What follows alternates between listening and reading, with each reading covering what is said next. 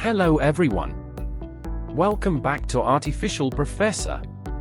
In today's video, we'll be showing you a step-by-step guide on how to download and install Spotify on your PC. So let's get started. First things first, open your web browser and type "Download Spotify" in your search bar.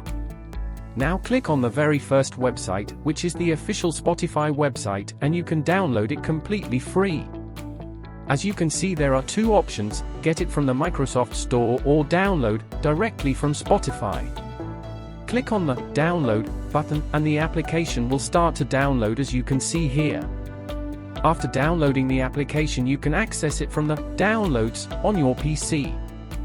Double-click on it to start downloading the files required for the application.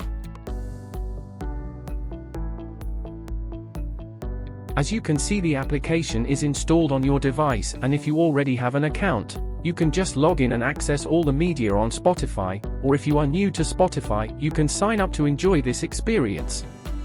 That's all for today's video, and if you found this tutorial helpful, give us a thumbs up and subscribe for more useful guides. Thanks for watching, and see you in the next video.